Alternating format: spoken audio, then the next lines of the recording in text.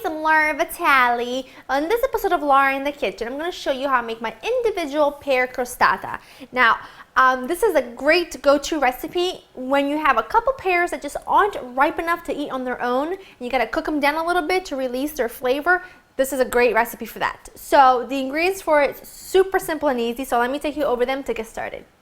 You're going to need a couple of pears that I have just peeled and cored and sliced, some golden raisins, a little bit of sugar, tiny bit of cinnamon, a beaten egg, and some pie crust. Now you can make your own pie crust, and if you want a great recipe, go to laurainthekitchen.com, and I have a really fantastic go-to pie crust recipe that's super simple and easy, or you can just buy some at the supermarket. I always have tons of pie crust in my freezer, individually wrapped, just in case, you know, someone comes over last minute, I need to make a quick dessert, they thaw in about 30 minutes, and I've got myself pie crust on hand. So, this is how it's going to go. You want to preheat your oven to 400, get that ready. I have a baking sheet with a parchment paper on top just to get that to not stick. And now here's what I'm going to do. I'm going to make two. One for my husband and one for myself. You can make a big one if you want, just like my apple crostata. But since it's just my husband and I didn't want to waste any, I figured I'm going to do two individual ones, make it very easy on myself. Now what I'm going to do is take this little bowl, put it upside down. I'm going to put it right to the edge so I don't have to cut that side. And then just cut out, giving it about a 1/4 inch around the edges. Just cut two little circles out of it. There we go. Does not have to be perfect, so don't you worry about that. And I have two somewhat circles. Put them right onto my baking sheet. Now I'm going to just take this and set this aside.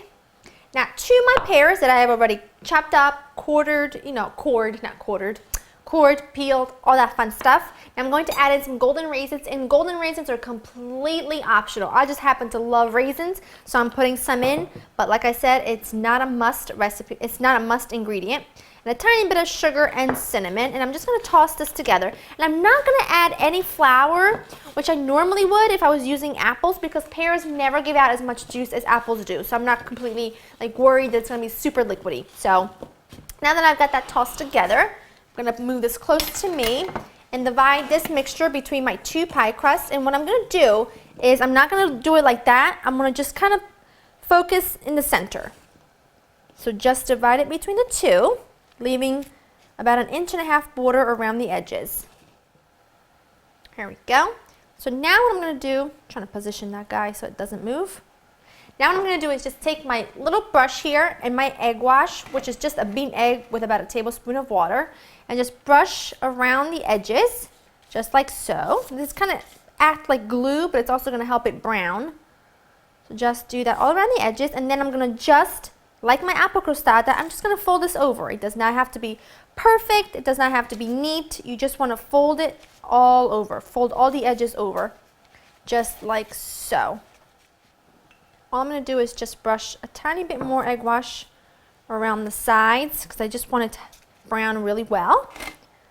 Just do the same thing to this one, and then I'm going to put them into my oven that's been preheated to 400, and I'm going to bake them in there for about 20 minutes or so, or until the crust is lovely and golden.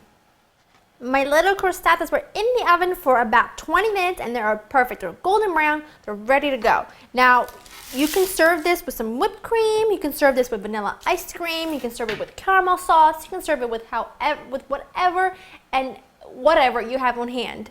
So all I'm going to do is sprinkle mine with some confectioner's sugar, because I think it's rich enough, and if I think it's rich enough, then trust me. And I'm just going to give this a quick bite.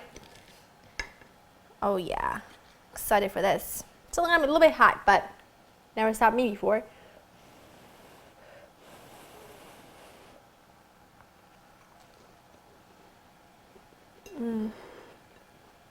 That's good. Very good. I can eat it all day. And just like I mentioned, it doesn't give out as much juice as apples, so it's like, I'm gonna go back for more. You've gotta go. We go to www.laurainthekitchen.com, get the recipe, and I'll see you next time. Bye-bye.